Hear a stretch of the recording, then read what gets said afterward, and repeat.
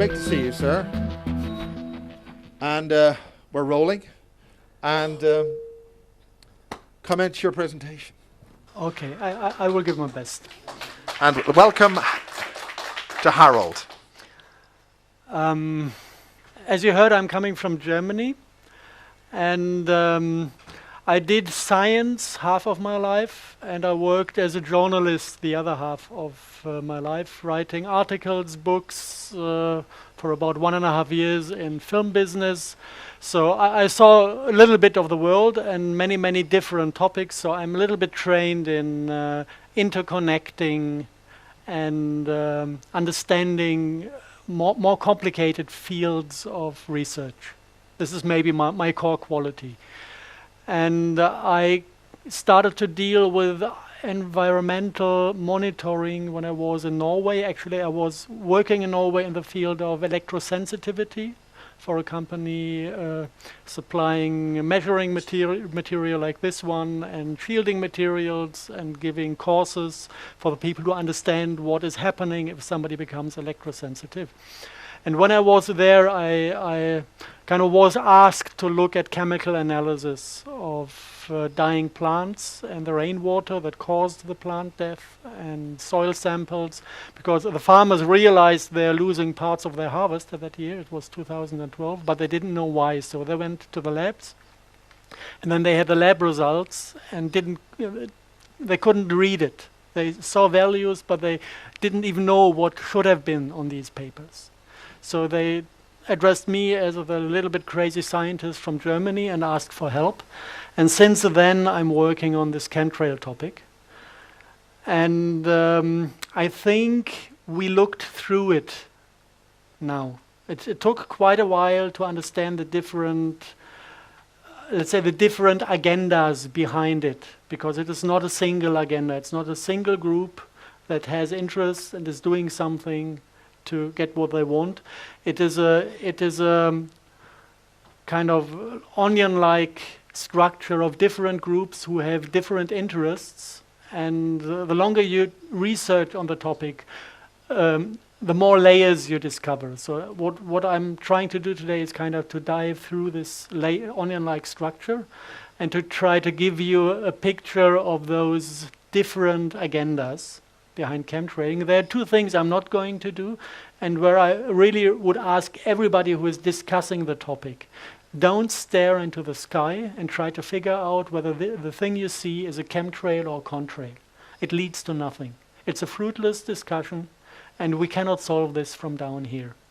You cannot grab the stuff up there. You cannot make a chemical analysis. Just staring at it is hopeless. And the other thing that took me about 1 year, one lost year, is to deal with chemical analysis.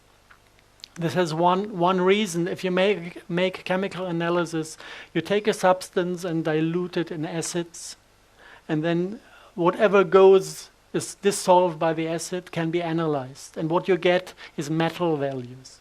You don't have a clue, if you did that, about the chemistry you analyzed or the crystal structure you analyzed, because everything that is dissolved, is gone, and all you have is the metal. This is one problem. You don't really see what you have. And the other problem is that not everything is soluble in acids.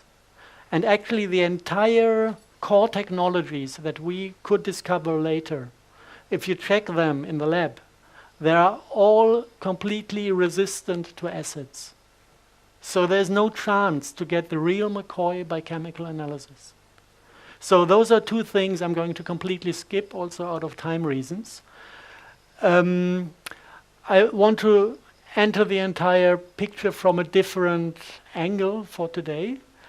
And this is if we have somebody who is doing things in secret. It's not published in the newspapers, he will not talk about it in public. Then you have the other side of the game, that somebody is trying to figure out what is happening. And then there comes this ugly word, conspiracy theory, and one feels isolated. Could you stand closer to the podium, because it's better lit that way for people. Here, okay. Thank you. No, I dropped it.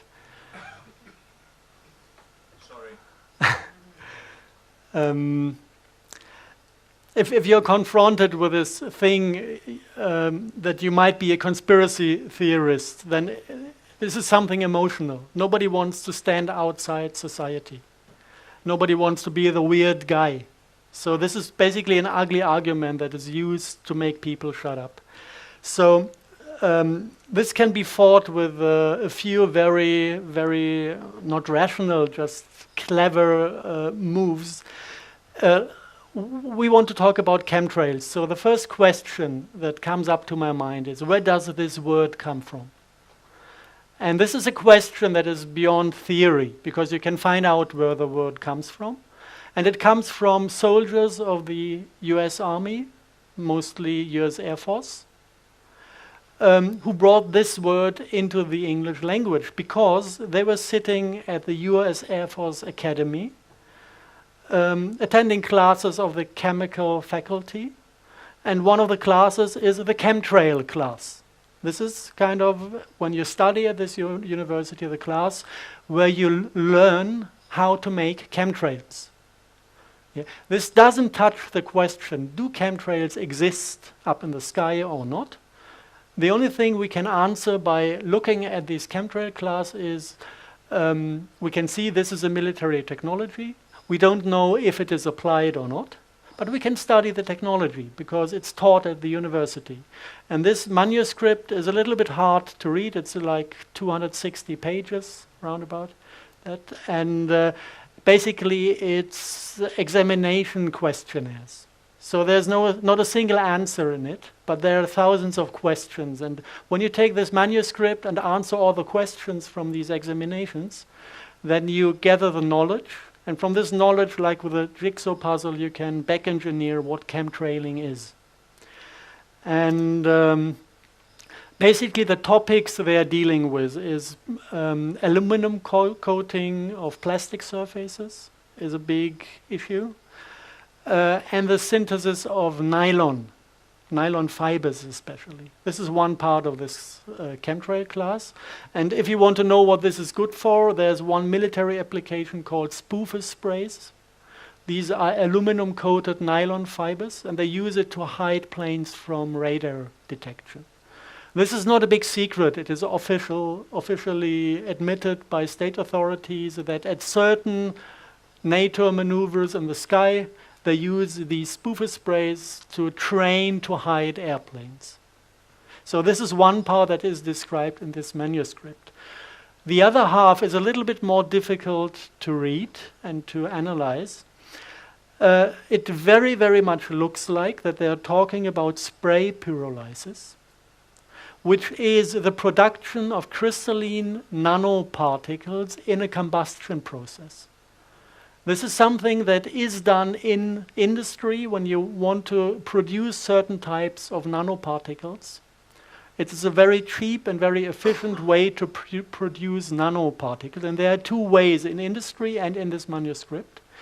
One possibility is you take like metal salts that you can solute in water, and then you take this water and run it through a ultrasound nozzle that is kind of turning it into millions of very, very small droplets.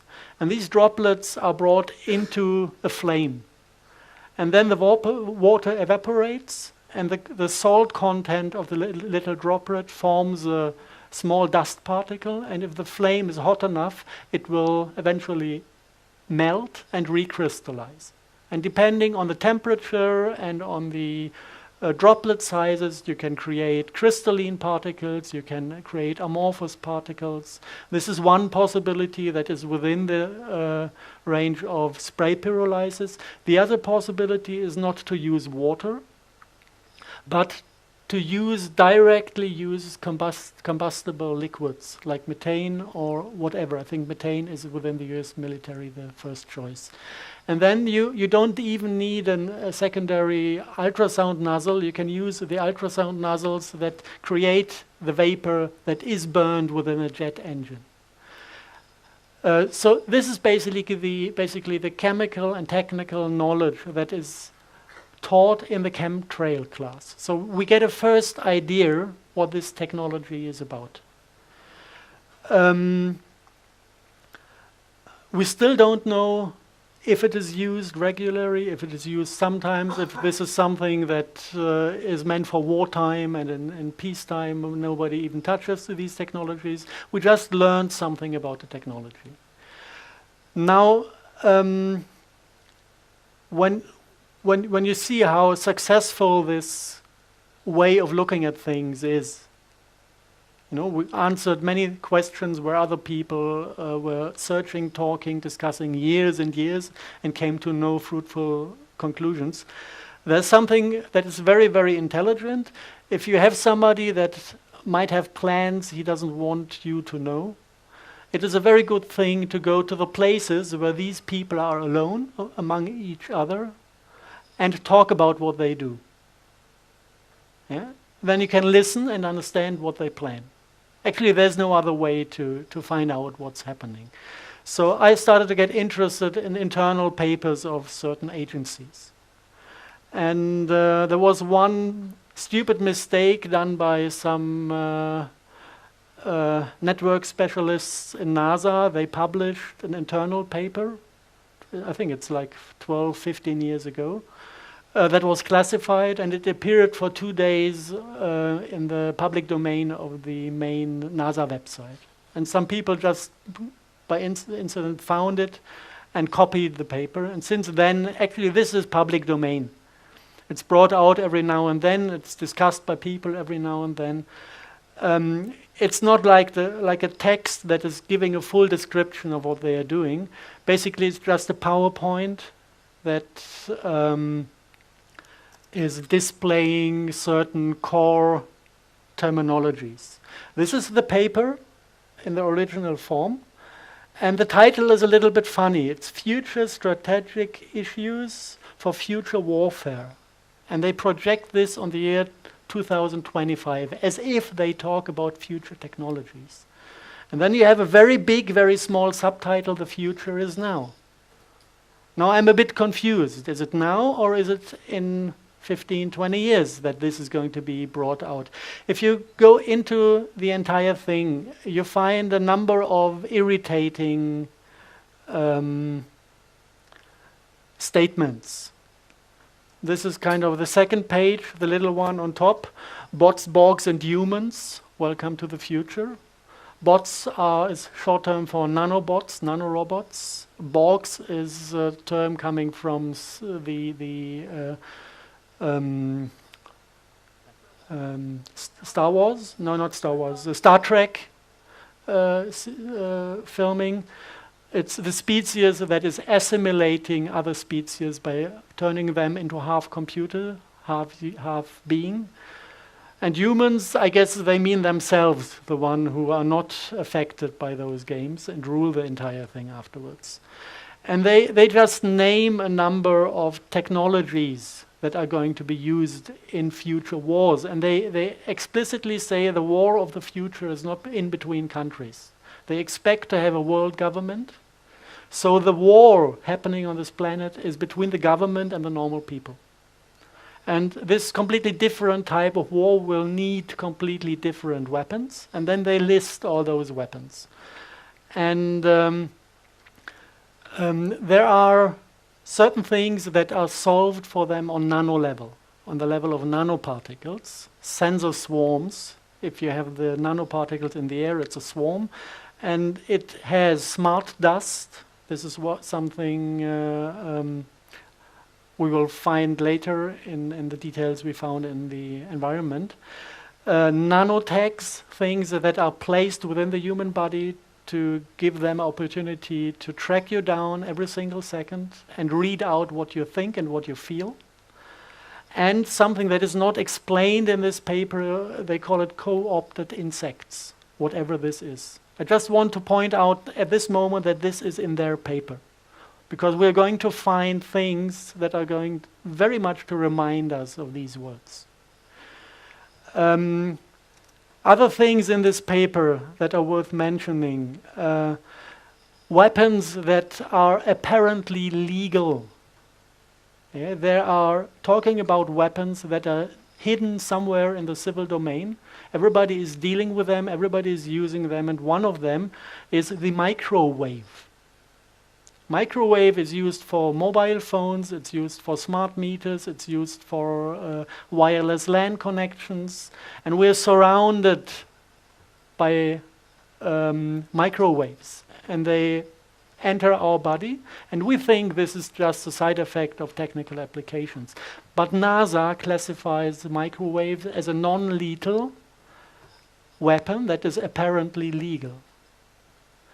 And they also name the effect of those weapons. It's behavioral performance decrements, seizures, gross alteration in brain function, 30 to 100% increase in brain flow, in blood flow in the brain, and also lethal effects that come over the time.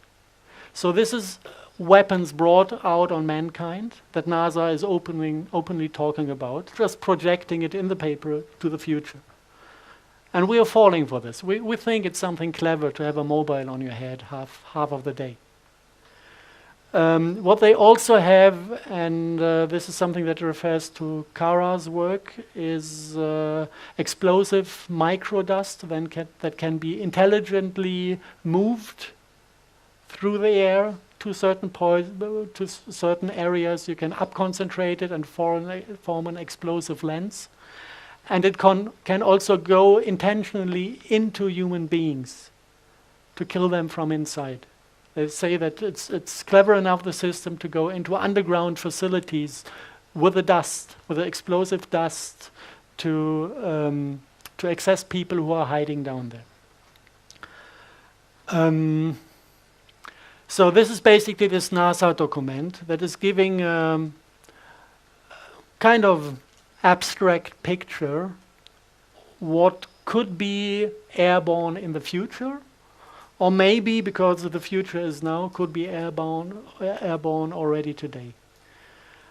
The next possibility to find out what is happening is to talk to whistleblowers. And there are not many whistleblowers around who really reveal essential facts. We have people like WikiLeaks, what's his name? Julian Assange. If you look who his lawyer is, it's the same lawyer that is serving the Rothschild family. And he's got massive attention by the state media. It was like building up a hero, you know. He's fucking 2 blonde Scandinavian girls. What a nice guy, you know. And then he's everybody's heroes, and then he's allowed to talk about certain things. And if you exactly look at the things he put into public, somehow it was serving the interests of the people in power. Now we have the other guy from the United States, the NASA guy, Snowden. What does he do? He's telling us that the intelligence community is listening to phone calls. This is something I know from the 1920s, that this is what the people do. And here and there he's dropping some things, but it's not actually the thing that is published on mainstream media. But mainstream media is carrying him, and Putin is offering him asylum. But I think, okay, I'm revealing other things, and nobody ever offered me asylum, and not a single newspaper is printing my truth. So there must be something wrong about these people. But sometimes you get whistleblowers who don't get public attention. And they deliver papers, and those papers are kind of interesting. There's one paper I want to mention that is handed around in Germany because it's written in German. And the guy was the technical director of an institute that was working on smart dust. And he suffered from cancer, and he had a kind of, 3-4 months to live before the cancer would kill him. And he regretted the things he did during his life. He realized that the money he got for it was not really worth anything, and that the things he did were not really friendly, and he basically put part of the technical concept on paper, gave enough information to make it possible to prove that it exists. And what he described basically was based on, maybe this is something this is not for this audience, this is something that is going to the intelligence community that for sure is going to listen to this lecture as well. The name of the project is Rabe Neu in German. Translated it would be Raven New, so that you know that we know what you do. And the guy revealed a few things about this project that even the people in the project do not know. And this is the message that is now going to the intelligence community, because you should know what is wrong about this project. So what he did, he's talking about genetic engineering. And before I would like to mention a few things that he mentioned, I would like to give you an overview about the possibilities in genetic engineering that are publicly known. Not to everybody, but it is public domain. So in genetic engineering, you can create DNA, which is the full genetic information like it is in the cell, and you can split this thing into half and have kind of half of the structure, only one side of it, the spiral, and this is RNA. And in genetic engineering, it is very clever to use RNA because it has the full functionality, but it doesn't spoil the next generation. So this is something they really like to work on, because you can manipulate without destroying and without risking the future. If you look at DNA and RNA, there are a number of different functions to it. One function is that these fragments of RNA, DNA produce light of certain qualities. This is connected, it's called optogenetics, the entire field of research. And it is the teaching about how the genetics produce biophotons and produce the light body of a being. This is kind of the blueprint that is controlling the building up of forms, the morphogenetic field that is giving us the structure we are. So this is all done by this DNA. And if you synthesize DNA, this is done by printing today. You write down the code you want to produce, and then this is going into a DNA or RNA printing machine.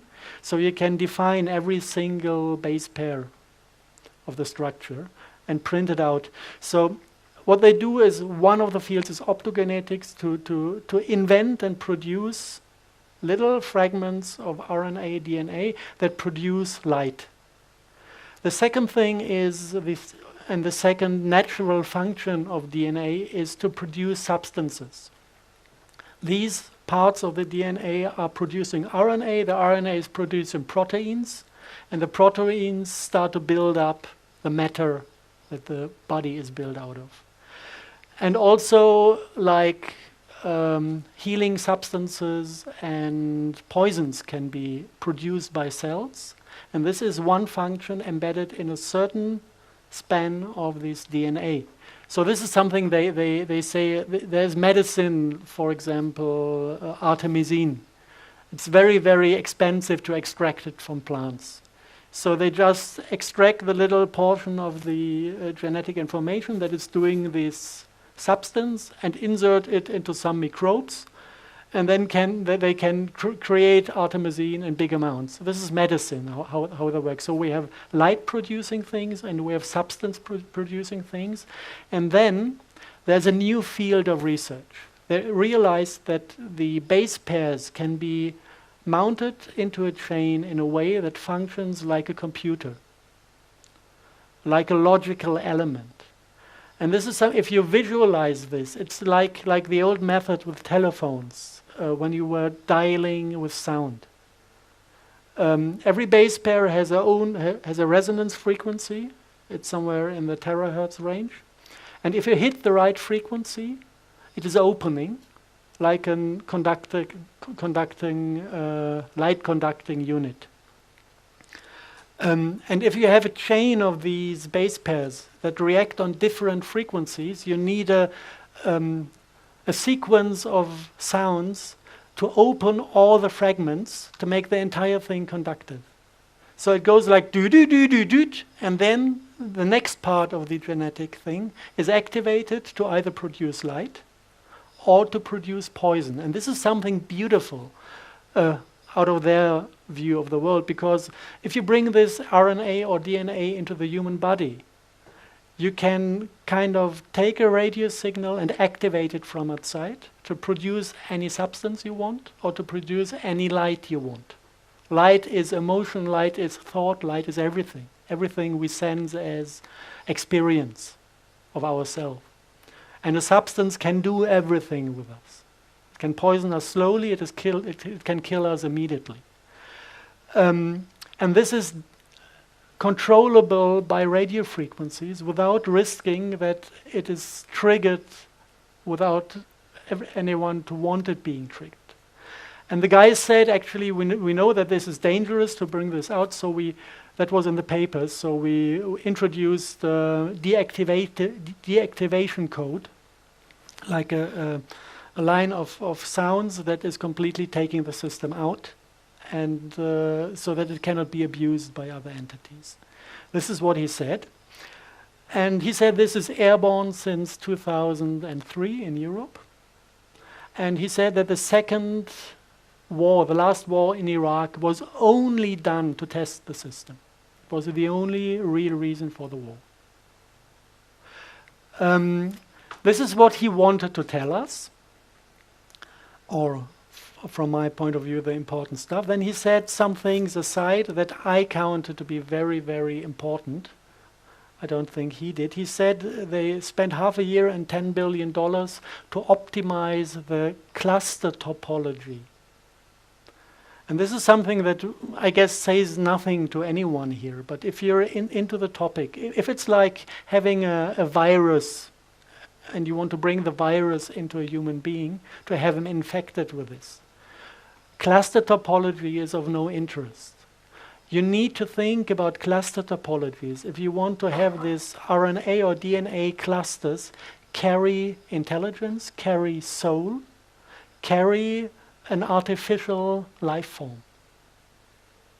Then it makes sense. And if you picture this, we are infected with this RNA, and the RNA is forming a cluster of 1 millimeter distances around us. And a cluster like this is able to carry a computer program or an artificial, non-physical structure or being. This structure can hoover through the field, but it also can hoover into us. And this structure knows how to access the light production, and it knows how to access the production of poisons. And it also carries intelligence in itself and has the ability to make decisions.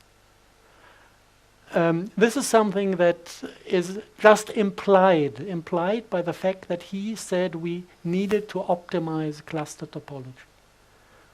It's a little bit far out, it's a little bit speculation within this, but it gives me a kind of triggering moment when I listen to the word smart dust. Yeah? I get the feeling that this somehow is related to this capability of these optimized cluster topology to carry intelligence and to make its own decisions, if you want so. So this basically is just by looking at the spots where these people are among themselves and listening to some people who spoke out before they died. And the thing now I want to mention, this is the address to the intelligence community. I'm hardcore scientist, but I really appreciate the possibilities that lie in the spiritual world. And I had so many open questions to this whistleblower that I decided to attend a lady that can talk to people who are dead. And I didn't inform her at all about the topic or about the questions I had. I just asked her, can you see if the soul is willing to appear in a session? And he immediately was there, and he immediately started to talk to her. She didn't even know about the topic. She didn't know my questions. I just told her I would like to have that guy in front of me. And he immediately started to talk through her, and he said, this is alien technology. It is not human technology. And we have been fooled. There is no deactivation code. It doesn't exist. It's just a big scam that they kind of offered to us to let us think that we could control the system. But this is alien technology, and it is not controllable anymore through us. And this is the thing I would like the intelligence community to know. That they're sitting on a big scam, and they are not controlling the system. They believe they do, but they are not. Okay. This to the whistleblowing. And now we come to the things that we really, really, really can see in the lab. And if you go one step back to the chemical analysis, the elements you find. On one hand, you have this type of fingerprint. You find barium, strontium, titanium, and aluminum. Wherever plants die, these are the metals that can be found in, let's say, a slight overdose, more than nature should have in it. If you now check toxicology, it's not even close to the amount of heavy metals nature can take without suffering. If you look back at acid rain times, 1,000 times more heavy metals were soluted within the soil, entering the plant system. If you look back at industrial revolution, where we didn't have filters, burning coal like hell, you know, the times when London was buried under heavy smoke, we had much more, 1,000 times more heavy metals in the system than today, and nothing serious happened. So at that point, we had to start looking at optical analysis, microscope analysis of particles that we found in the rain, which is difficult because you need to take thousands of photos and samples to be lucky to have one sample that is giving you a pure fraction of one component. If you have the entire mixture, you see nothing. And so the things I'm going to show now basically are based on the work of a guy in Germany who spent 3 years, 4 years, 5 years, 6 hours a day in front of a microscope to find out what is in the rain. And one component is a piezoelectric nanocrystal. This is kind of a pure sample of the thing. You can see it has some kind of magnetism that makes the little particles join each other like magnets, which is one aspect of this piezoelectric properties. And the most amazing thing, if you look it up, piezoelectric properties could be expected with barium, strontium, titanate, which is kind of the fingerprint, barium, titanium, strontium that we are looking for. There's no aluminum in it, but 3 of the elements are contained in this piezoelectric crystal, and we can see that this is a extreme interesting crystal because this is now a raindrop dried on a piece of glass, put under the microscope, and when you remove the top layer and then come with your finger close to the drop or just breathe on top of it, you will see certain effects appearing, and I'm going to show this to you.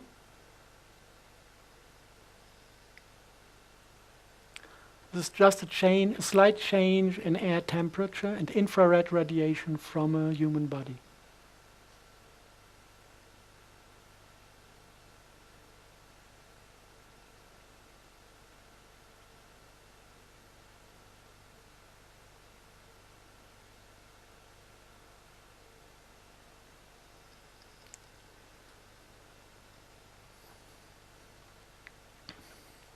We have highly transparent nanoparticles. They have a refraction that is 4 times higher than the one of diamonds. That if you look it up on Wikipedia, you can read there that they are valid for scalar applications, that they can be used in applications utilizing time reverse field structures. It is a set of physics that is not in the public domain. It's scalar physics. But even in Wikipedia, it is mentioned as one of the particles that has the ability to handle and process scalar waves. Let's put it this way. Maybe it's the easiest. This is the reason for the plant death, because the crystal is highly transparent, but it absorbs UV light. At 260 nanometer wavelength, it is 100% opaque, absorbing UV signals. And this is exactly the frequency where the plants are processing the cell division impulse. Cell division occurs if a UV biophoton is hitting a cell. This is kind of the trigger to tell the cell, please divide into 2. And if you have these particles within the plant tissue, you absorb all these cell division signals and the plant stops growing. This is actually the thing that caused mad cow disease in the 80s. If you look exactly at the medical research concerning mad cow disease, you find that there are 3 reasons to get this disease. A lack of copper within the body, too much mercury in the body, and these nanocrystals. And what happens then is that the mercury is stripping the nervous system, destroying the protective layers on the nerves. The copper, the lack of copper in the body makes the single nerves dissolve into chain parts. It's a protein, a prion, and a copper, protein, prion, copper. If you suck out the copper, it falls into pieces. This is how they can diagnose TSE, by measuring these protein, prion particles. And then something very interesting happens. These protein prion things try to rebuild the nervous system. It is a self-healing process of the body. But if you don't have copper, you cannot rebuild the nervous system. So the body is taking the next heavy metals it can access, and this is barium and strontium. So it starts building a nervous system that is based on protein prion barium. And this is kind of an antenna for electromagnetic fields. So you are rebuilding a nervous system that is sensitive on electromagnetic fields. And not only that the nerve itself becomes sensitive, also the barium-strontium titanate nanocrystals, they display barium and strontium on their surface from the crystalline structure, and the new built nerves kind of grow onto the crystal. So what you get is a new connecting point for the nervous system that is piezoelectric. And whenever this is receiving a signal, it's firing electrons. So you have a direct access to the nervous system of the human being. This is one nanobot that you can find in the literature. Nobody knows that it is 100% identical with TSE, with the mad cow disease, and with the Creutzfeldt-Jakob disease. So this particle. It's you can see if you look into the military domain, they use it for radar range enhancement, for turning the sky into optical lenses and optical mirror setup. You call it horizontal drift plasma antennas and columnar focal lenses, so that they can play with electromagnetic signals and radar signals by turning the entire air, the particulate plasma they bring out, into a controllable technical unit to direct and redirect all sorts of signals. This is part of the rocket shield in the military domain. If you want to destroy a Russian rocket approaching London, you just calculate the path, and then you activate the plasma and heat up the plasma to 10,000 degrees. And then the rocket is melting in the air and exploding. This is the rocket shield we have. And this needs to be sprayed out over the entire territory of Europe to have it everywhere. So this is the military domain, but as you see, some of the aspects of this particulate plasma are connected to diseases and to attempts to get access to the nervous system of humans. So this is the second agenda that appears on the monitor, which is not about military technology, but already about controlling the civil population of countries by accessing their nervous system to introduce signals.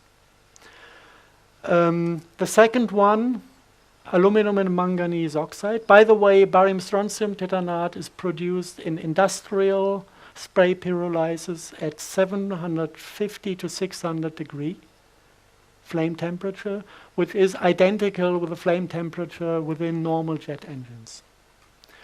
Aluminum oxide is also produced by spray pyrolysis by temperatures of 1,700 degrees. This is afterburner technology.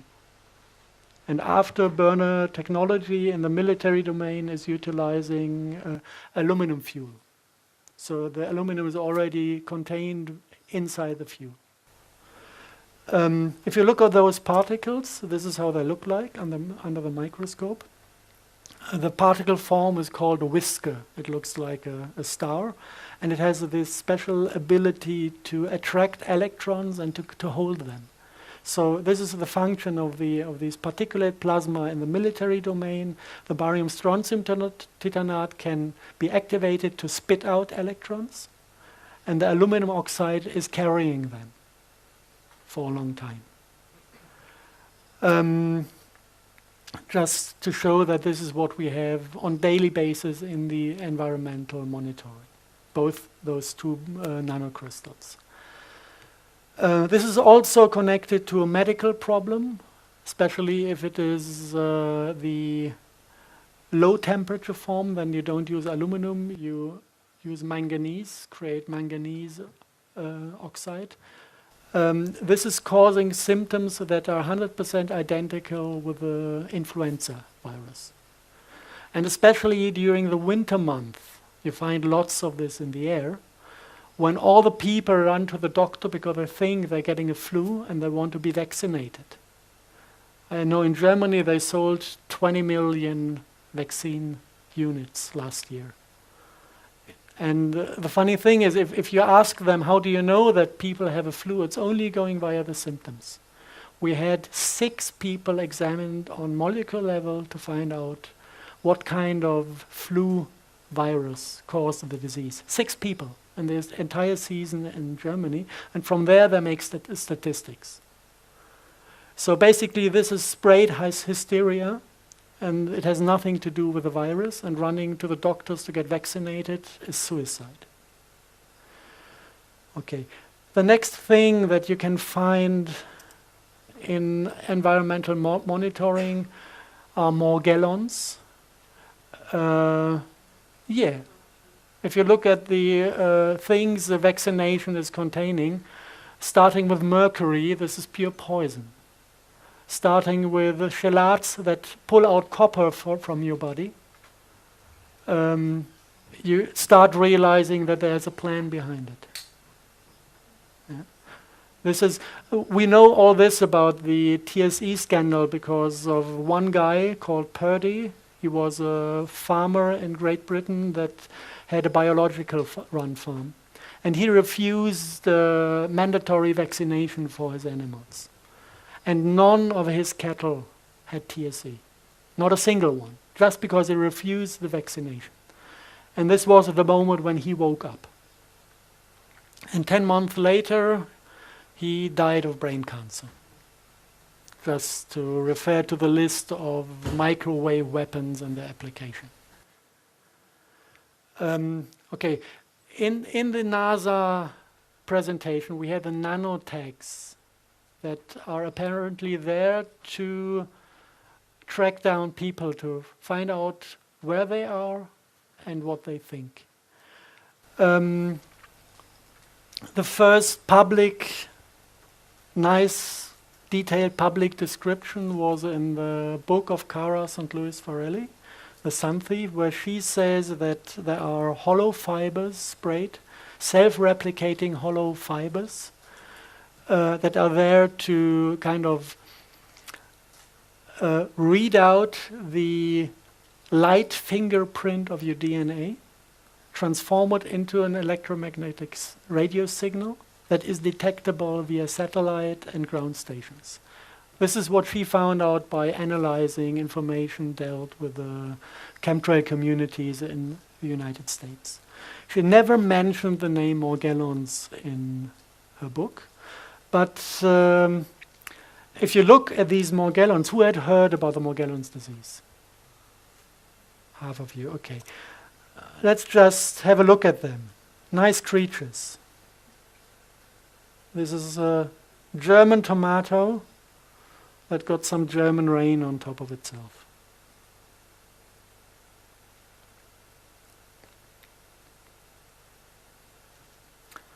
Is that real time? This is real time, yes. Now watch the Morgellon, what he does. He loves us. He's getting excited and he's trying to get close. I don't know exactly what they react on, maybe on infrared radiation.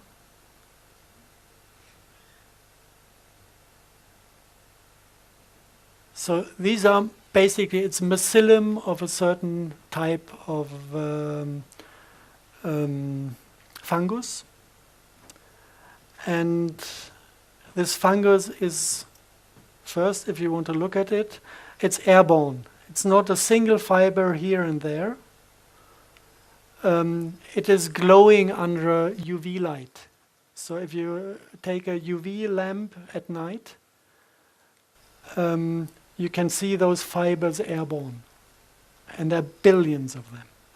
Not every night, but every now and then. You can see them fly around. And these fibers, this fungus is infecting the human body. And with 95% or 99% of the people, nothing special happens. They're just embedded somewhere, and your biology is keeping the fungus population low in your body. They just function as a plasmonic antenna to send out a signal, but you don't get sick from it. You don't get ill. No visible symptoms. So we would guess 100% of the population in Europe is infected.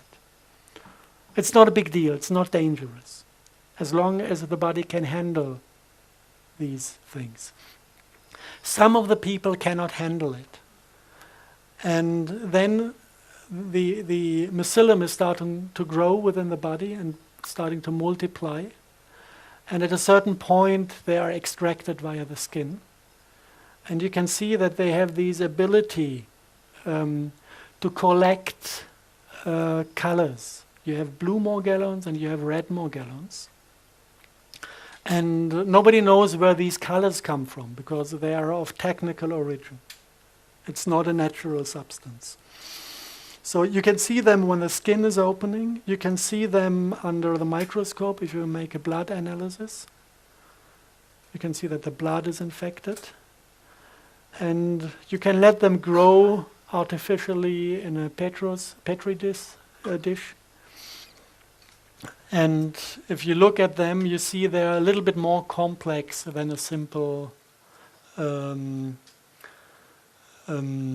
fungus. They have kind of organs inside. They have little red stem cells of an unknown species that are self-replicating as well.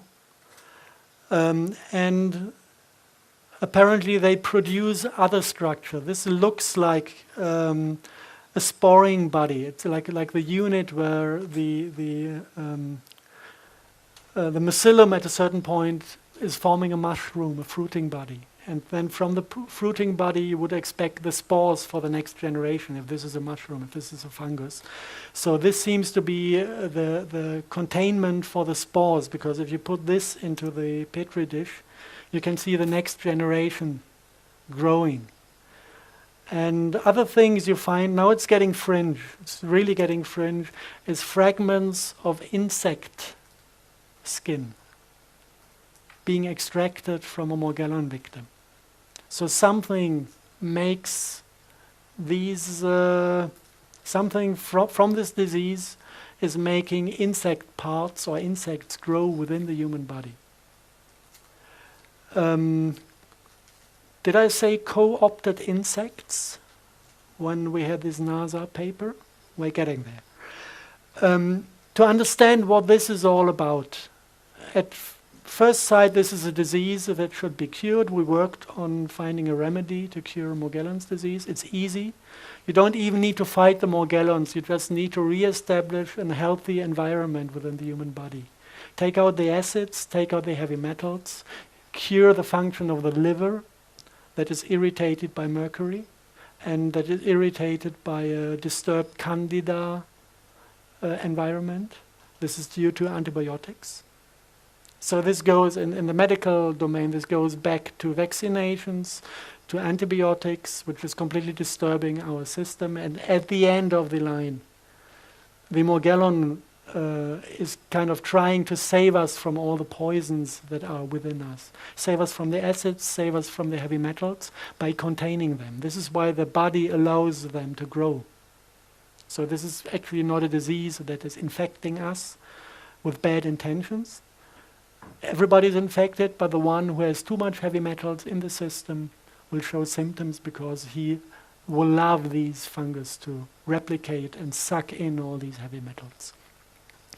Now, if you want to understand the agenda behind, there was a brave lady at Harvard University that made the chemical analysis of these fibers in the nanolab.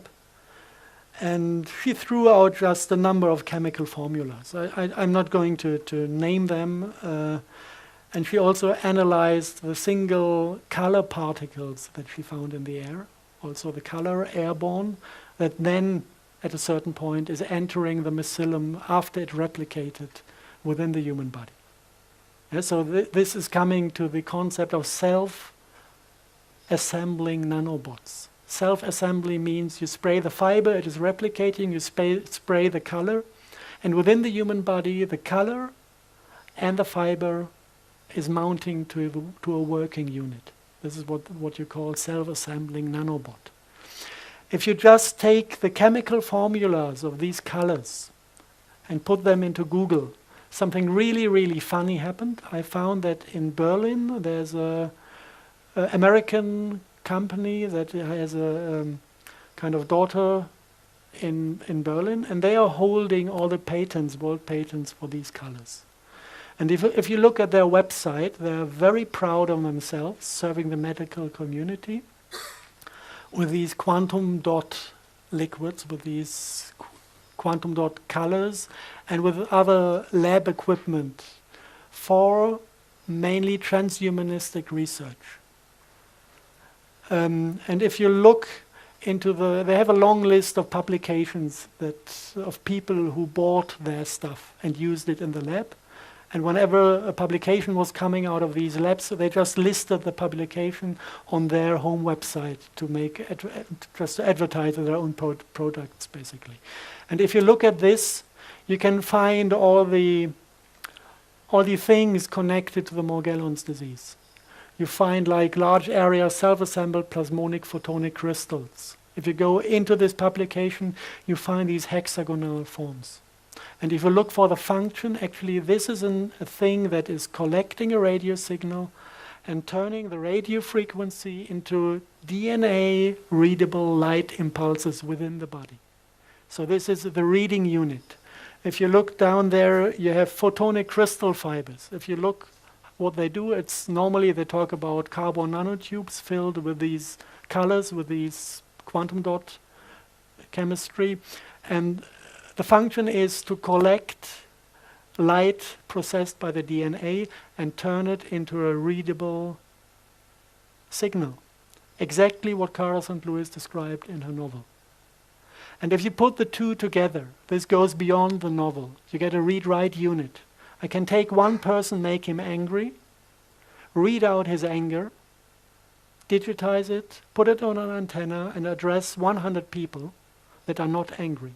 And if they have this biology within their system, they will feel exactly the same experience of anger that I read out from the single person. So what do I need? Do I need an Arabic Spring? Easy. Just introduce some anger to the system.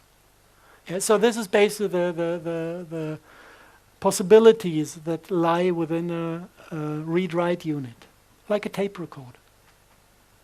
Record the human experience, the overall human experience of a human, and you can tell by the colors what this includes. Blue is the light that we process for thinking, and red is the light we process for sexuality. So they control our egos, they control our minds, and they control our sexuality. And if anyone has doubts if this is really online, the system, there's another Morgellon victim in the United States. She just calls herself Jan. And she had one of these hexagonal photonic plasmonic crystals coming out of her skin here. And she put it under the microscope and caught it while working. So this was the first view on the particulate. It's not perfectly shaped in the hexagonal form, but you can see at least the angles at certain points. And this thing is controlled by microwave.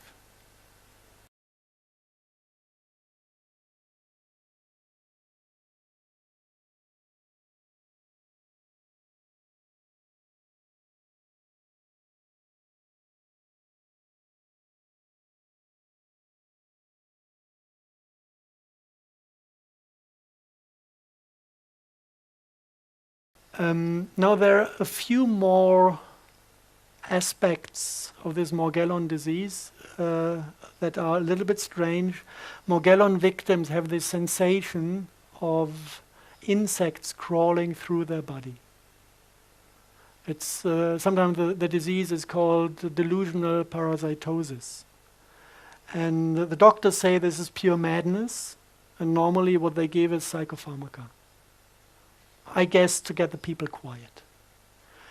But this is an experience all of them share.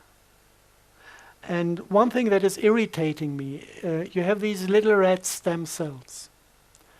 And if you look at the family of the Morgellon fungus, he's a close relative to certain myco-insecticides. And they have also this property. They are trained to kill insects. It's for agro-business. So what they do,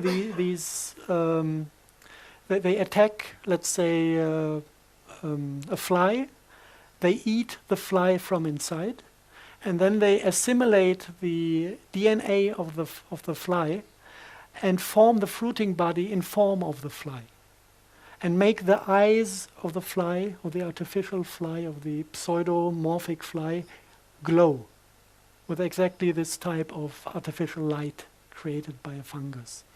And this is attracting other flies to get infected with this fungus. So this is something this family loves to do.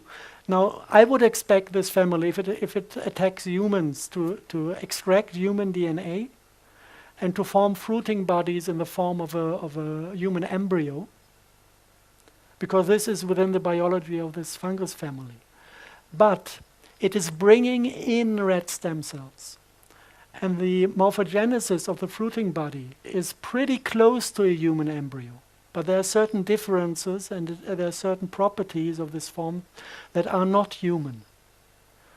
And especially one thing is these embryo-shaped things. They don't have legs, but they end like this at the end, like more like a, let's say like an insect, and they have only one eye in the middle of the head. And this eye is insect type, and this eye is glowing, and on top of the eye, on these insect-shaped things, you have these hexagonal structures that carry the spores. And so the question is, what type of species is carried by the morphogenesis of these pseudomorphic mushrooms, because it is not human. And the question is there a connection between the species and the thing that the Morgellon victims experience within themselves as crawling insects? And we were really lucky. We had the opportunity to work with one Morgellon victim that had remote viewing capacities and had the ability to visualize those creatures within his body. And luckily he was quite talented in painting. So I asked him to give me a few sketches so he started to paint and he got better and better. And the last picture I got from him looked like this. So we have the spider form, but we have a quite highly developed face and a quite highly developed character, and he draw the eye in the middle, the one that is showing up in the morphogenesis of the mushroom, the pseudomorphic. If you look at these mushrooms, they are extracted from the lower intestines in a 28-day cycle. You have male and female forms, and you can find sexual organs that are male and female, and these sexual organs are spider-like. I think it's called bulbous, the kind of a bag containing the sperm of the spider. This is what you find within these mushrooms, but it doesn't look like mushroom from the cell structure. It looks like the step to the next generation is not fungus anymore. It's going in steps to a real spider generation. The second thing these spiders do when the fruiting bodies are extracted through the lower intestines, some of the patients have the feeling of having energy extracted from the forehead, pulsed streams of energy flowing into the lower intestines, and it feels like whatever is born down there is stealing light, is stealing energy from the human system to accumulate as much as possible of it. And this all mounts up from my background. I've been dealing with physics a lot, and I'm familiar with higher dimensional physics. I'm familiar with the theory of Matty-Pitcairn and multi-layered space-time sheets. And for me, it's quite easy to think in higher dimensional rooms. Who is not into physics might go into the spiritual realm when we say that mankind is about to ascend into higher realms, and we have this Vedic concept of 7 hells and 7 heavens. This is all identical with the multi-layered space-time sheets of Matty-Pitcairn. So for me, it is quite easy to imagine higher dimensional biology, trans-dimensional beings. And what I observe out of this point of view when I look at Morgellon disease, it looks like a higher dimensional being abusing humans to reproduce his own species. And before these pseudomorphic fruiting bodies leave the body, they extract enough biophotons from the forehead to ascend to a parallel dimension. And from then on, they're invisible. But they're still within the body. And this now is pure science. This is what we found in the lab. This is what can be explained with higher dimensional theories. But it also refers to mythology. If you have an invisible creature crawling through your body, trying to access your energetic system, this is very close to what one might call a demon or an archon. And if you look at the descriptions of these archons from 2,500 years ago, the description of the biology is identical with what these Morgellon victim was painting. They're described as spiders with human faces, and there are exactly 2 different species that are close relatives but different. And it is described that they live as light parasites, And this is basically what the entire black magic tradition is about. Being a black magician means to communicate with those Archons and offering them access to your physical light system, feeding them with the biophotons, feeding them with the life force, and in exchange they offer power. Power over other human beings. This is what black magic rituals are always about. So we're starting to get a picture here. And if you look at the political entities who might be responsible to introduce Morgellons into the air, look into the United States. We have the Bush family in power. Even if it's not called Bush, there's Bush inside. And they're all members of Skull and Bones. Sounds pretty black magic. If you look how these people are interconnected, the next topic is going to be black goo. And there's one big black goo deposit in Paraguay. And there's one village next to this black goo deposit. And the Bush family has her big villa escape territories. When they are chucked out of the United States, they're going to be down there, living in this little village in Paraguay. And a friend of mine went down there to get samples of this black goo from Paraguay. And he realized that Angela Merkel had her villa next door. Yeah? And this black goo has to do something with the communication with demons. This is in the black magic tradition. These black goo schists were used to communicate with the demons. So this all interconnects on political, scientific, and the level of mythology. We can access black goo also from the little pictures from the microscope. This is German rain. And if you want to know what this liquid does, you can have a look at it in the lab. When you have bigger amounts of it, it looks like this.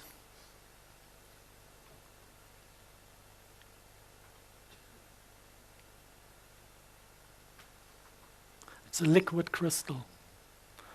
This liquid is self-organizing physically. And this, at the moment, is sleeping. It's not aware of being observed, it's quiet. Sometimes when it doesn't like to be observed, it might jump out of the pot straight into your face. If you have two of those in one room, get them 5 meters close to each other, they stare at each other, then they decide that they want to be united. And then they start to pull. It's like magnetism, but it's intelligent. And when they realize that you hold them within the vessel and they cannot escape, they get angry and start to shake the vessel and try to break through the wall, because they know once they are through, they can flow over the ground and unite to a bigger unit. This is something you can just observe in the lab. And especially this liquid was extracted from those black stones. This is World War II leftovers. We found them in an underground facility in Bavaria, 1/2 ton of it. So we can imagine that the SS processed quite a bit of this. And I guess that the guys found also the technology to extract the oil from it. Must have been there in written form because they did it in the lab successfully. If you look at those stones, you have a brief history of things reported out of former times. You have, if you look at H.P. Lovecraft, the descriptions of the black magic communities in Eastern Europe, they had kind of sculptures out of this black oil schist. And once a year they went there slaughtering little babies to get the demons out of the stone, sacrificing little children to communicate and get the service from the demons. This is one thing mentioned. If you go back in history, you find them in the Kaaba in Mecca, the same form of phallus-shaped structure that is described in Vedic script as Shiva's lingam, that is described in this Lovecraft script. A fragment of it is part of a central part of the Kaaba in Mecca, and every Muslim in the world is asked to go there once in his life and to kiss this stone. If you go back, you find them on Turkish and Roman, Greek and Turkish coins. You see them left and right of the tree of life in the paradise garden. So getting in contact with this black goo is what caused the deterioration of paradise.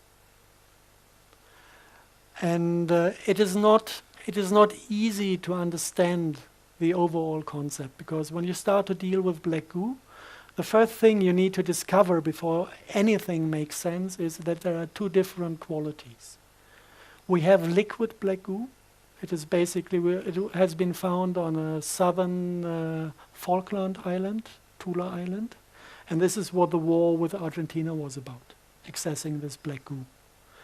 We have this type of earth black goo in the Gulf of Mexico. This was what the Deepwater Horizon catastrophe was all about. Somebody was shooting a torpedo at the facility, destroying the attempt to get the black goo out of Mother Earth. And we had, I think, eight military submarines getting close to World War III, trying to capture some of that oil after Deepwater Horizon was destroyed. And no single civilian was allowed to go to the beaches to remove the oil. It was just military personnel with special equipment and fully shielded against the influence of this substance. So this is one quality that comes from Mother Earth. And then you have a second quality that is found in connection with meteorite sites. If you look at the thing in Paraguay, you can exactly see by the form the stones are broken in the environment that was an impact of a meteorite. If you look into the Arabic mythology, they say the thing in the Kaaba in Mecca is a fragment of a meteorite. And this is now not against Muslims. If you look into the Peter's Dome in Rome, you have a big piece of this stone under the Peter's Dome. And if you analyze all the churches built in Middle Ages in Europe, every altar has a black altar stone. And what you feel when you enter a church is not the love of God. It is more like a cold fear. Yeah? This is the resonance transmitted by the structure of the church, fed by this black stone in the central point. Now, what we need to realize is that there are two qualities. One quality is coming from inner earth, and one quality is coming from outer space. And they feel completely different. The Falkland black goo is called sentient oil because it has full empathy. If you're getting close to this oil, you're coming in a state of mind that is full of love and empathy. If you come into the vicinity of the meteorite black goo, your heart chakra dwindles to nothing, and you become an empathy-free asshole. After my first contact with the stones, I was this close from killing the hotel director, because she complained that I took a shower, although I had to sleep outside. They didn't have any rooms left, so I slept in the car, was dead frozen in the morning, and took a shower in a room of a friend who had the last room that was available. And she just complained that I took a shower without asking for permission. I was really close to killing her. This is what these stones do with people as long as they're unconscious. Now we need to understand, the second thing we need to understand is what is the function of the black goo. And to understand the function, you look at the chemistry. It is a mineral oil dotted with high amounts of alchemistic gold and iridium, which is precious metals in the M state, which is, it's not really explored. Some people say it's a type of antimatter that is far enough out of our reality to avoid a collision between matter and antimatter. Some people connect it with superconductive qualities. What we know is that gold and iridium in this state of matter is a very important component of biology. If you look at in DNA, you're kind of forming hollow spaces in the spiral, and you can fit these monoatomic precious metals exactly into the open space. And they kind of act as a biophoton attractor. The DNA itself is capturing the field energy, storing it and resending it out. But the gold and the iridium are attracting the photon onto the spot. So this is basically why we get old. The body is capable of producing M-state matter until we are 18 years old, and then we are losing it. And when the matter is gone, the M-state matter is gone out of our system, we disconnect from the morphic field, and we lose our shape and get old. This is why the Egyptian priests fed themselves with these M-state matter, and it's reported that they managed to get 800 years old, because this function was out of work. So basically there is a kind of fractal similarity between the function on light level of a human being and the function of the black goo within the earth or wherever it is, in a way that we are divided, we live in duality, we are single individuals that are only a little bit connected, interconnected with talk and telepathy sometimes, and with a beautiful smile one might receive. And we are kind of coming and going in generations. But the way we are processing light is actually the same as the black goo is processing light, creating this funny type of quantum magnetism. This is a light effect. So I came to let's call it a theory, because I cannot prove it, that basically life is first created within a planet when water and CO2 is forming this type of black goo oil in transmutation processes. We had this process in the lab. We can replicate it. This is why I'm pretty sure with this part, that this is initially formed out of water and carbon dioxide by vortical motions, because we can do it in the lab.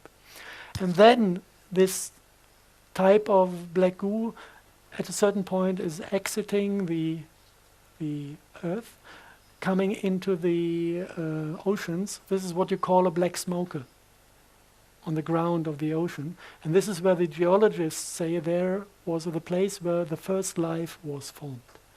Because of the repetitive light patterns start to modify with this oil. And the first simple life forms can be built that develop generations and individuals. Like a mass of oil can divide into 2 drops. This is a process of individualization. But the thing is that the light process is happening on a scalar level. So it doesn't distance does not matter. We can penetrate matter without interacting. So what this created, this is my theory, is that basically the entire biology on top, in the biosphere, on top of the planet, is interconnected with the black goo of the planet in a kind of mirror function. Everything we think, everything we feel, everything that is processed within the light body of a human is sent down there, and we have a holofractal, immortal being in the center of the earth that knows everything one can know, remembers everything that ever happened.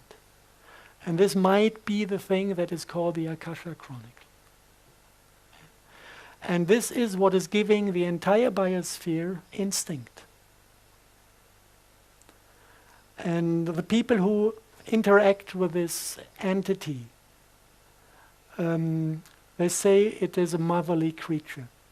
She has all aspects of a motherly creature. I observed this many times, because when you start dealing with a black goo, you need either to commit suicide or to connect with her. So we have many people who have a straight connection to this being within the planet. And it's funny how she sometimes reacts, like when somebody has the first contact with her, completely excited, she says, "What do you want?" And then the guy says, "Oh, I wanted to see, I wanted to meet. What do you want?" And then he doesn't know what, he has no question and no target. And she says, "Sorry, I'm busy. Come back when you want, when you know what you want from me." This is her. She's loving, but she's very straight. And now, theory. We try to get the point when these alien black goo arrived on the planet. And it is very likely that we can put the date at 80,000 BC, connected to the destruction of the Lemurian continent. This is a soft source, I would say. I wouldn't call it hardcore science, but many things hint to this. And people who have memory of incarnations in that time report that in the moment when Lemuria went down, there was a swarm of meteorites coming in, hundreds of them, hitting the earth, containing this black goo. And they also say that connected with these meteorites, there was an invasion of a species that said actually that they are in trouble and that they need asylum, and ask the people of that time to give them that asylum. And after some times they realized that this was fraud, that they begged for help, and the moment they were let in, they started to manipulate the subconsciousness and send mankind to an ugly state, to the ugly state we're in now still. To be able to control them and to be able to feed on them. So this is the full story reported by people who have the full memory of that time. Take it as whatever it is. Some people believe in reincarnation, some people have memory of former lives.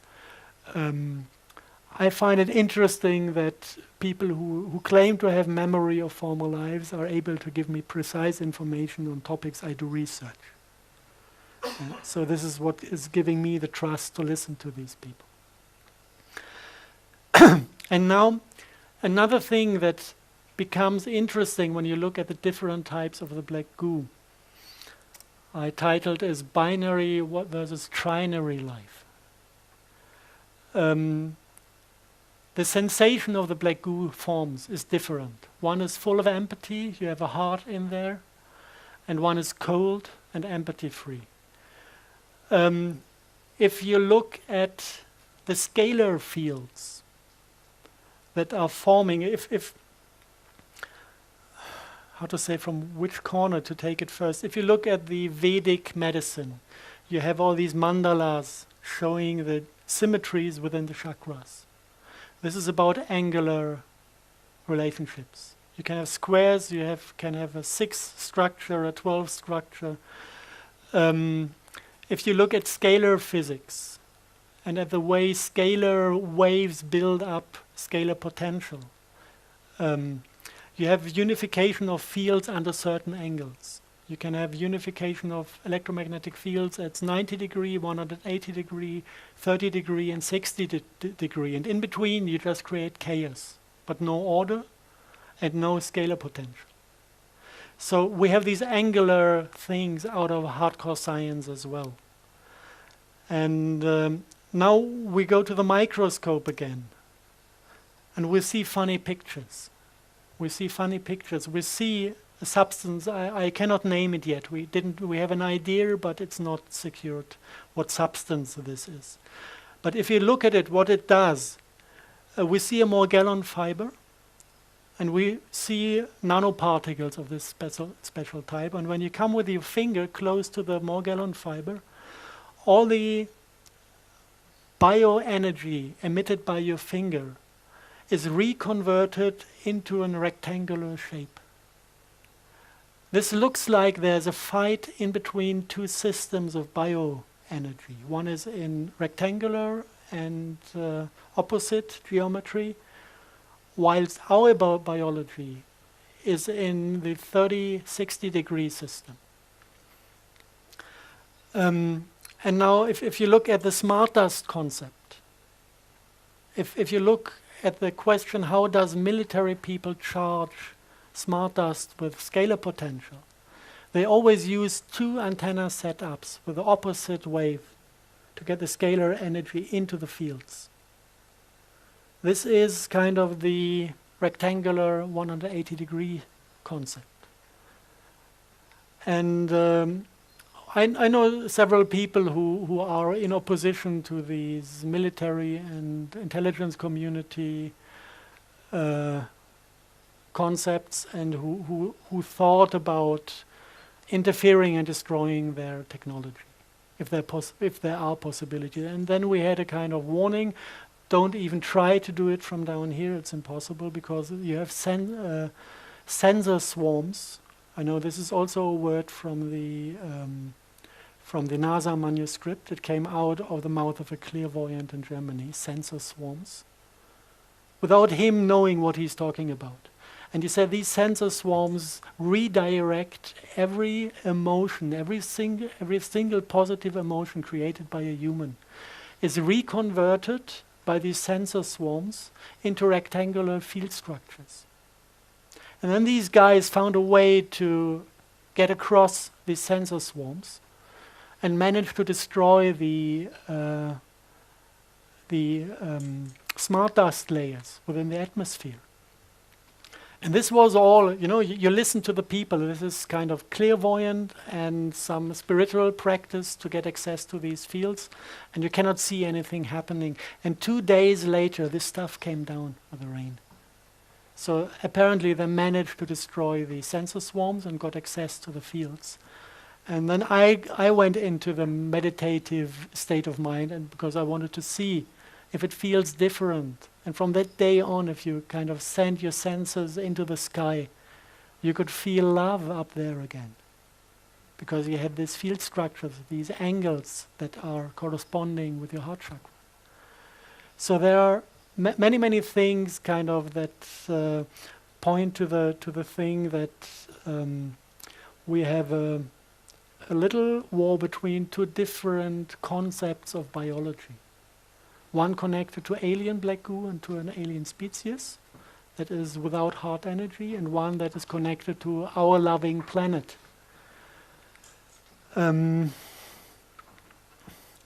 So I will try now to get the big picture of this smart dust concept. Also with displaying the different agendas behind. If you want to have something working, it is cybernetics. If you want to have something working, you need a source and a sink, like with a battery. You need a plus and a minus, and then you get action. So in this field in the sky, you need a source, and this is basically the HARP technology. This is what is emitting the big amounts of microwave energy into the skies. And you have different antenna systems that operate on different frequencies. I know the things called weather radar. They are working on very, very core frequencies triggering certain capacities of water. And they are also part of the scalar wave patterns you can observe in the sky. Like Marion Island, we have beautiful satellite images capturing Marion Island meteorological station, transmitting a huge scalar wave that is forming cloud patterns in the direction of Japan when they had earthquakes up there. So this is not only microwave, it also is working on a kilohertz range, and it's working on ELF, low frequency range. So this entire antenna park on the planet is our source. Then we have agents in the sky that are controlled by this to directly achieve goals, like rocket shield, like weather weapon, earthquake weapon. This is the military domain. I just visualized with a small blue circle, going from HARP to the particle zoo and going back, harvesting the results of this technology. Then these military guys have been fooled or guided by the intelligence community. It's easy to see how this looks in reality. There was one admiral of the US Navy who was asked by the CIA to assist spraying, and he said no. And one day later, he was found shot with 2 bullets in his chest, and they said it's suicide. I want to see a guy committing suicide with 2 bullets in his own chest. Yeah. This is a clear language. The next one that was in charge of this position said yes. Since then, the US Navy is taking part in the spraying programs. So this is the second agenda behind is intelligence community. And this is a little bit more complicated. In this agenda, you take the energy, and it is kind of collected by the piezoelectric crystals also within the body. You have a shifting in frequency, up converting the microwave to biodigestible light, sending this light into the DNA, reading out the information of the DNA, and then it is processed by the Morgellons and collected by the technology of the intelligence community to read out our state of mind, and by reinserting it onto the heart technology, they can also insert patterns of the same quality. So they just grab it here and start back from the beginning to control our consciousness. This is the second agenda, the second thing. The next one is we had a black goo in the rain as well. Now what does the black goo do? The black goo is processing light as well, but it is processing it in the bidirectional form. So it is controlling consciousness and subconsciousness. This is what forming our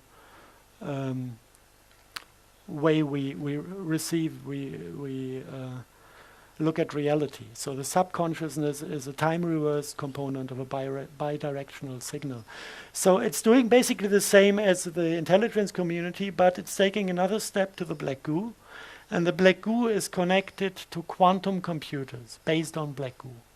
We found 4 of them. One was in Rome, one was in the city of London, one was in an NS underground facility in the middle of Germany, in the area of Nordhausen. It is a facility where the V2 missiles were constructed. And it has officially, it has 1 layer of underground tunnels. And if you talk to people who have been in this facility 50 years ago, a few have survived this time, they talk about 3 layers and describe the facilities in the lower levels. And there's one of these black goo quantum computers in it, resembling artificial ley lines. Like 1.50 meters in diameter, big pipes containing black goo. And from there you can connect the black goo to computer programs, inserting neurolinguistic programs.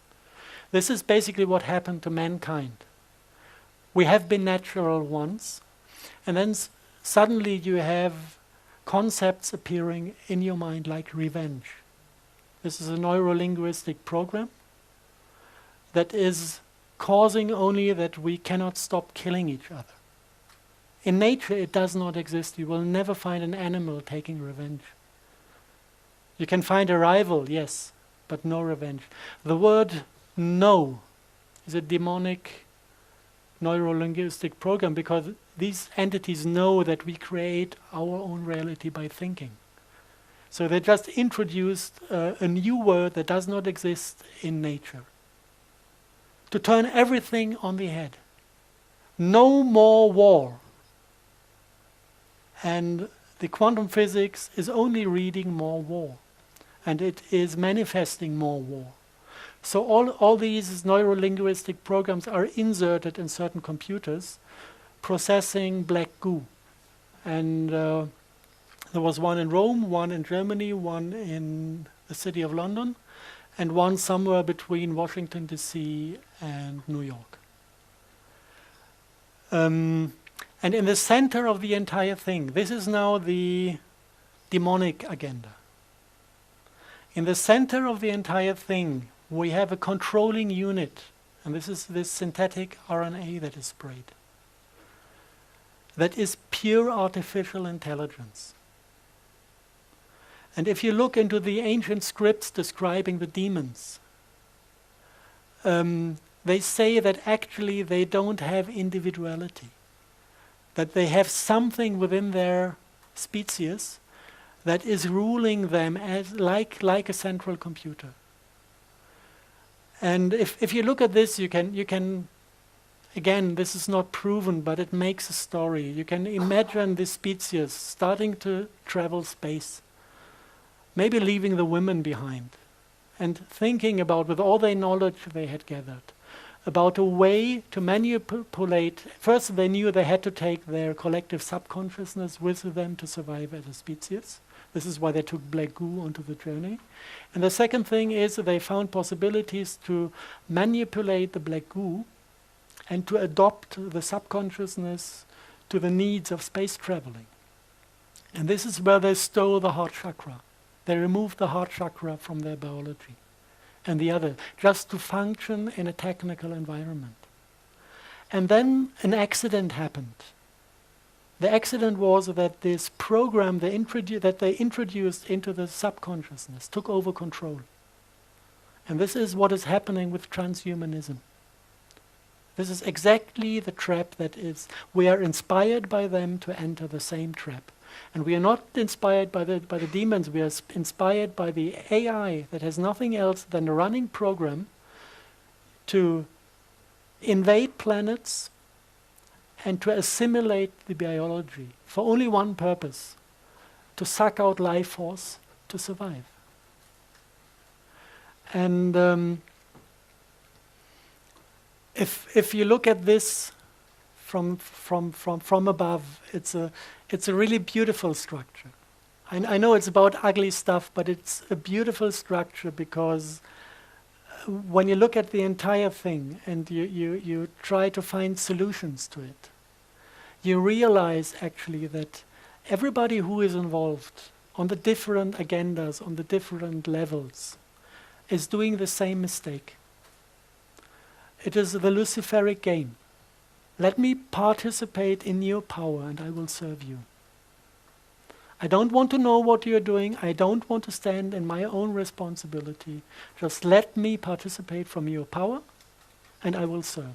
This is the Luciferic deal everybody is doing. And we are doing this by going to vote a government that is taking care of all the pipes we are connected to.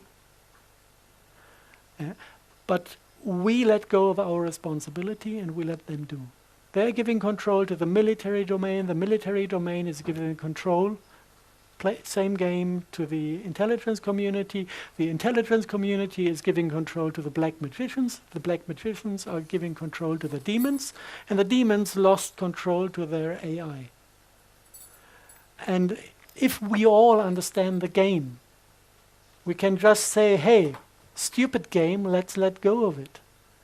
And we can stop playing these thing that basically is nothing else than being afraid of self-responsibility. And I think we are at the point in history where every single individual should master that, to regain self-responsibility. And then we will not need a government. It's not about changing the government. Because the entire concept of governments, having somebody to control, is demonic. It's not about replacing people. It will never work. We need to replace the game. And at the end, the only one I'm harming when I do this is the AI, and I don't need to take care of her because she's not a being. No pity necessary. No respect towards a living creature. I could switch her off, this is one way. I could start taking care of my own business and ignore her, and then she will diminish by herself. We don't need to fight anybody when we get rid of this problem.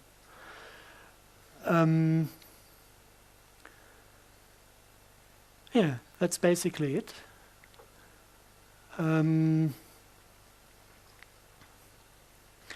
we go straight into questioning, or do you need a 5-minute break to resort yourself? Yes, if anybody wants to ask questions, you want to come up this way, please. They give you a mic. Maybe until you're sorted with a mic. We did yesterday, we did 3 hours recording for basis 46, and I kind of left out the core I described today. But I went into the single aspects that are connected to it. We had 1 hour about scalar physics to really understand what this is about, how this 4-dimensional physics work, and how 4-dimensional biology can exist in it. We went into this topic of regaining self-responsibility. This is the 3rd part. And we went a little bit deeper into the Morgellons disease and the black goose story. Because now it's 1.5 hours, and normally I take 6 hours for the full lecture. I do seminars normally. 6 hours is enough to transport everything I would like to say. So we have 1.5 now, and the other 3 hours are in the basis interviews. You will have online in a few weeks. So whoever wants to go deeper into the public, into the topic, can get the other 3 hours on the internet.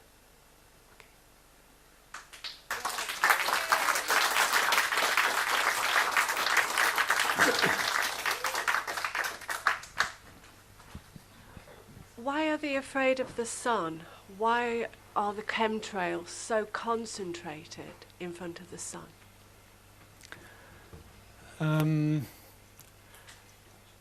This is something we can observe. Actually, it is the only thing we can observe from ground level. In the evening time, if you look at the sun, it's always hidden behind stripes. And if you look at the opposite side of the sky, it's completely clear and you can see the stars. But this is not out of the reason that they spray in front of the sun. It is out of the reason that the particles photoionize. As long as they have sunlight, they automatically spit electrons, get charged, and attract vapor from the surrounding air, and make clouds or stripes or whatever.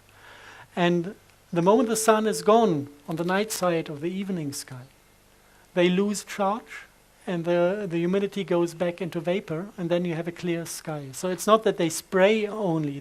The spraying, the particle plasma is everywhere at the same time. Right. But you can see it mainly in front of the sun, because over there it's still photoionized. Yeah. Of course, they want... there are more agendas behind the spraying that are connected to the sun. They want to cut us off from sources of information, because development is always about taking in information. And there's a lot of information coming from outer space, from the central black hole in the galaxy. There's information coming from the sun. And of course, they want us not to develop.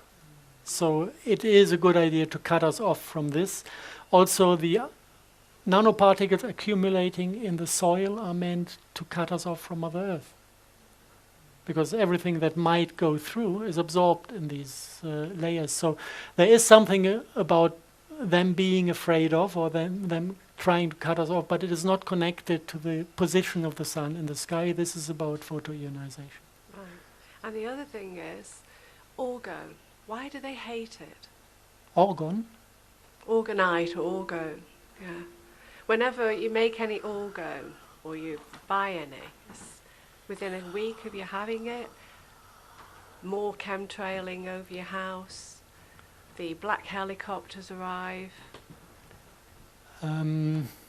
Okay, this has to be something with...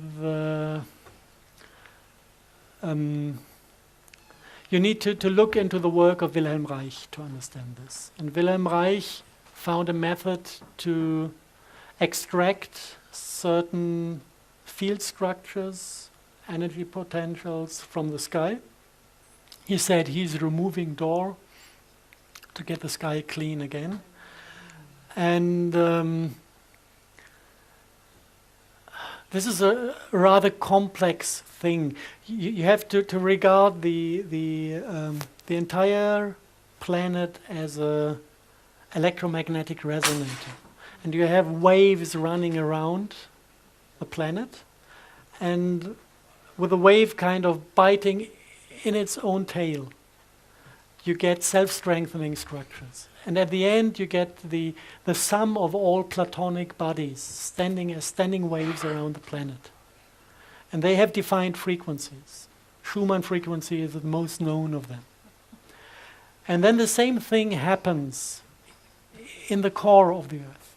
You have electromagnetic fields that travel through the stone, and they also build up a grid like this of platonic structures and other structures. And this goes around the planet. You can measure this by sticking two electrodes into the ground, and then you measure 50 hertz from the European electricity grid, and you measure 60 hertz from the American electricity grid. Same strength as the European one. This goes around the planet. And if you look at this structure, you can kind of ask yourself the question, are the sky and the earth in harmony with each other? Are they resonating on the same frequencies or not? And the thing is, if they resonate on the same frequency, then the two field structures can unite and print out scalar structures, scalar fields. This is what we call life force. Yeah. So life force on planet is dependent on the unification of two longitudinal waveforms that need to be in harmony. In former times, we had the trees with an antenna system to the air and an antenna system to the ground, keeping this resonance stable. Yeah? Then they started to cut down the rainforests, and then you come into this desert state. Desert state means no plants available, disconnection between the two systems, and then they start to play their individual frequency games, do not reconnect at any point because there's no antenna system reconnecting them.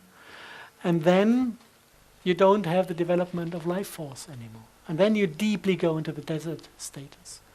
So the entire technologies based on Wilhelm Reich are there to reconnect and to extract the wrong frequencies.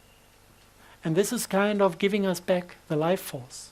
And once we regain life force, we start to ascend, and then we collide with the world of the demons. Yes. Yeah.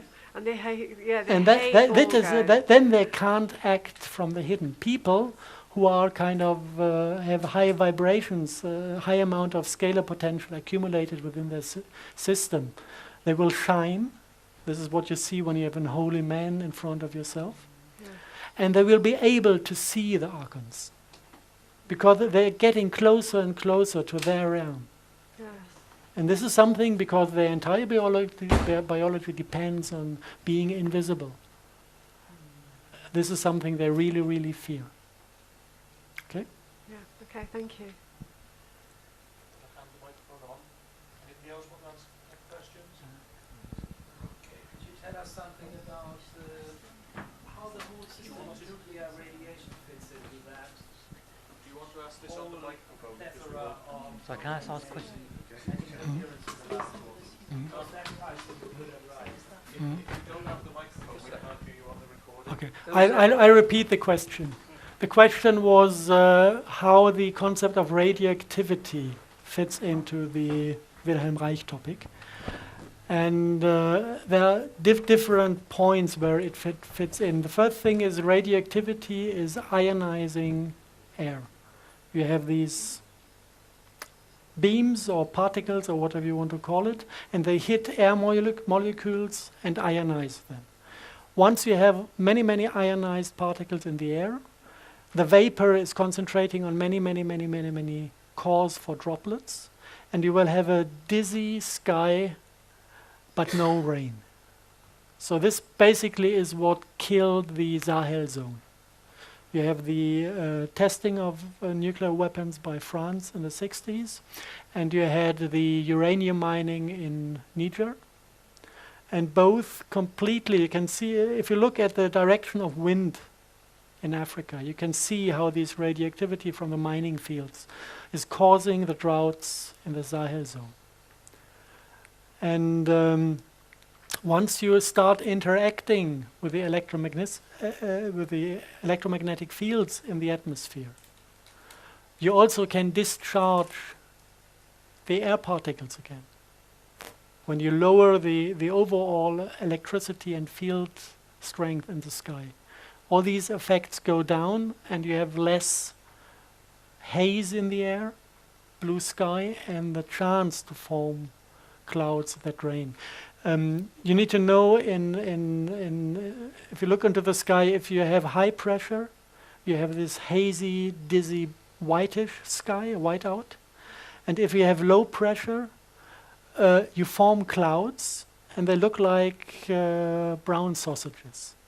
They are completely oversaturated, and they also don't deliver rain. So you need to distinguish a few things before it really becomes a theory. But actually, the radioactivity is adding up ions to the air. And if you have too many ions in the air, it's hopeless. So there are many good reasons and also good methods to extract the radioactivity from the air. But it's a completely different. If you want to, I can make a basis 60-something or 70-something about desert greening in Africa. Then we can deeply dive into the topic of climate control and healing of natural systems instead of fucking them up even more. The question is really that I have is, to what extent does that door, heavy or not, the tension up there, all that ionizing we're talking about, to what extent does that facilitate this whole picture that you've got on the screen there? To what extent does it support HARP, for instance? To what extent does it support the interruption of the transmission of cosmic energy, quantum energy to morphogenetic fields and the life force? That's sort of where I was. I would look at it. I would look at it the opposite way. I would say all the attempts to manipulate and to insert destructive electromagnetic structures is adding up to the door potential. The door potential is the outcome, not the cause. And of course, if we remove the outcome, we can diminish the pressure that is upon us, of course. And this is something they don't like because the entire chemtrailing is dependent on very precise calculations. For example, in Germany, we have this microdust hysteria. They're measuring microdust in every city, and they define that all the diesel vehicles need to stay outside of the big cities.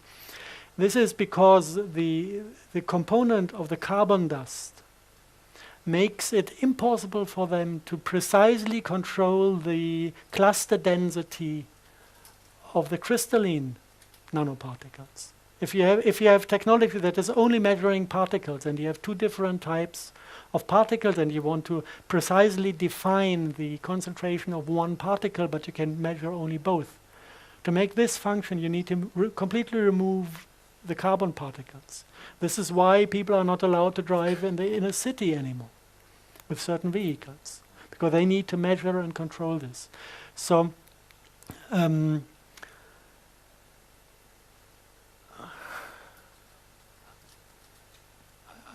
is it answered now, or sort of? Okay. It's an ongoing process. Yeah, is this why we got disasters like in Japan, or all these uranium and power things exploding, etc., causing radiation to go up in the sky, and like they had it in Russia? Would that be part and parcel of? Completely different stories behind that. If you look at Chernobyl was feeding the woodpecker device. The woodpecker device was a Russian scalar weapon based in Ukraine, and they attacked the San Andreas Fault in America. They wanted to destroy LA and San Francisco with a huge earthquake. That was Cold War. topics. And the Americans were not as far developed technically as the Russians, so they asked Israel to help out. And Israel fought back with some devices, and they cut down these unifying fields, and the entire field energy that already was transmitted from the Ukraine flew back to the Ukraine and started to flow into the feeding energy source. And they had, in between, they had a kind of device to destroy this energy, to turn it into heat, to protect the power plant. But this device collapsed after 12 hours. And the discharging of field energy was not finished at that point. So the field energy entered the nuclear power plant in Chernobyl and made the entire uranium explode within a millisecond. That was kind of Chernobyl. If you look now at the last incident in Japan, the earthquake was earthquake weapon, but not alone. They deposited a nuclear bomb in the ground of the ocean opposite to the coast, so the tsunami was nuclear made. And they also deposited mini nukes within the power plant. In every single reactor, 2 days before it happened, it was an Israeli company that mounted cameras for observing, for security reasons. They were in charge of security for the power plant. I think the cameras had a weight of 2.3 tons each. So you can imagine that this is not a camera. And the story that you have hydrogen not being able to leave the building block, this sounds pretty much like a fairy tale, because it is known that hydrogen can be formed, that nobody would ever build a power plant without having an outlet for these gases. Another 9/11 then. It was a discussion about money that Japan was supposed to pay to the United States. It was still contracts following World War II. And I think Japan was willing to pay in US dollar, and the United States wanted to be paid in real assets. And that was the discussion, and then they were kind of blackmailed. Either you pay in real assets, in gold or whatever, or we will sink the Northern Island. And the only thing why they stopped at a certain point, if you look at the pictures from Tokyo, you could see the entire island falling to pieces. It was not even an earthquake that was shifting a part of the city. You had cracks in the ground that opened and closed and opened and closed, and after some time the groundwater came zipping out of it. And not a single motion was seen. Normally you have a motion and then the thing is over. So they tried to sink the entire island, to destroy the basement of Japan, to make it sink into the air. And if you follow certain sources, there's this, not all of the HARP devices are under control of these people. So if you follow certain sources, they said that the devices that were under control by friendly entities, they kind of said, if you don't stop attacking Japan, we will sink some of the Spanish islands in front of Africa. Some of the islands are kind of unstable in their geologic position, and if you shake them, they slide into the Atlantic and would cause a wave of, I think, 17 meters approaching the east coast of the United States. And at that point, they stopped shaking Japan. This is unconfirmed information coming from the White Dragon community. I don't know what part of this is true or not. Yeah, I appreciate that different countries have got different alliances with different races coming to this planet. Isn't that so? I think they've been doing this for ages, Yeah. these alliances. Just rubber stamping it. I'm happy that at recent times we have kind of a number of rather friendly entities to be allied with. So nice things are happening, yes. Okay, time for one more question. Next gentleman.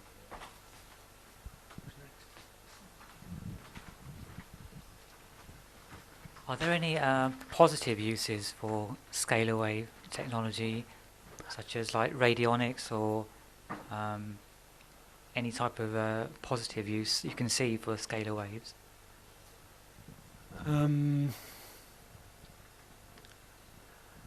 I've been working in the field of physics and advanced physics before I started with this topic. And we do transmutation out of water vortices. We can create oil out of water at costs where the device that is doing this, if you mass produce it at cheap costs, the cost of the device would be in after 4 hours of working. So you kind of invest 6,000 euros, and after 4 hours you have oil with a value of 6,000 euros. This is completely impossible to introduce into the economy we have. This is a game changer. The moment these technologies are out, we will stop using money. We will stop having an idea in our mind that it is necessary to possess things. It's if you look at what we do now, it's what happened to the apes in this beautiful experiment. I love this story. I have to repeat it every time I'm on stage. They tried to teach apes to use money. It took 3 days. They knew how it works. After 3 weeks, the boys in the ape family started to steal and betray, and the girls started to prostitute themselves. And after 6 weeks, the biologists who run the project decided to stop the project because they could see the social patterns fall to bits and pieces, getting self-destructive and ugly. And then they decided to take the money away again. Big mistake. The apes were not willing to let go of this. They were beating the biologists up when they tried to get the money back. And this is gaming addiction. And every single human who is part of economy has fallen to this gaming addiction. And the core of this gaming addiction is scarcity. We think we don't have enough. This is why we grab as much as we can. This is what creates the idea of money and the idea to possess things. This is not nature. This is a demonic program to bring us into self-destructive patterns. Look at the Red Indians in America, at the native tribes. They don't have money, they have love. If they do something, they do it out of the original reason to do things. If we do something, we do it for cash. And we are so in scarcity that we do everything for cash. Look at the Hollywood productions. Look at the mercenary killing millions of people. Yeah, a job. Yeah. We have to do the job. The job. Yeah.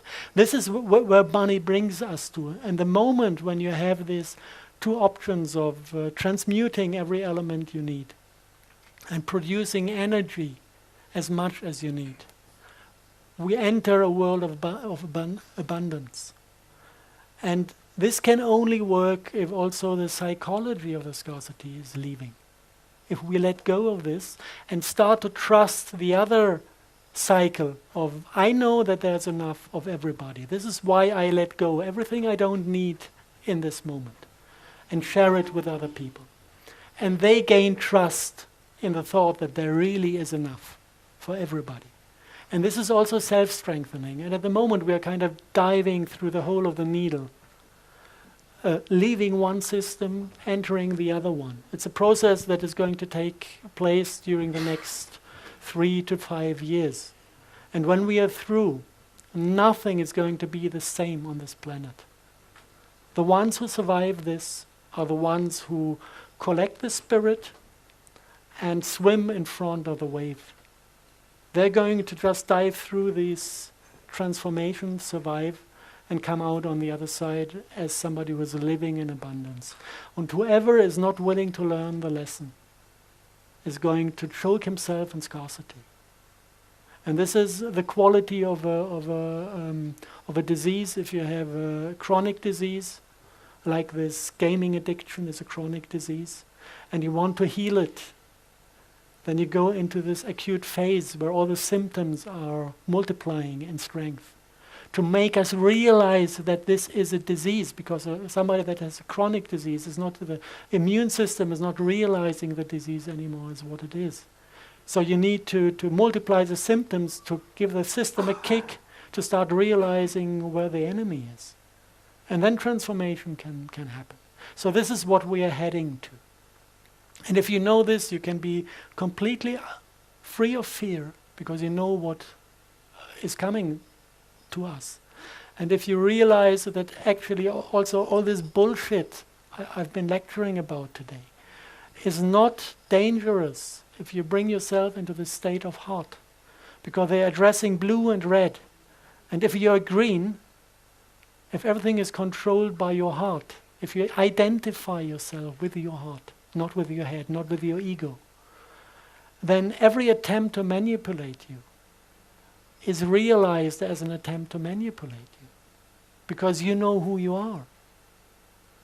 So there's no need to be afraid of this stuff if you take the necessary steps in your own development. And this is all beauty. And this is free of fear. And this is time over. Okay.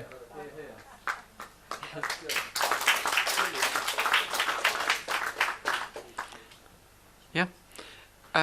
I'm really, really happy with your story. I'm very impressed by your research, but I'm very happy with the way you conclude your story.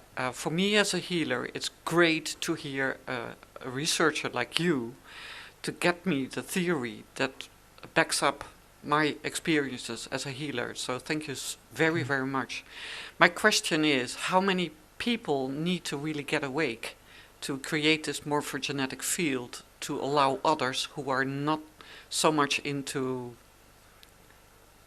a willingness to know to make the transformation happen? If you want to know numbers, I'm not sure. There are two different ways to calculate. The guys who make experiments say you need 100 of us to realize. If you go into the older traditions, it is kind of the multiplication of 12.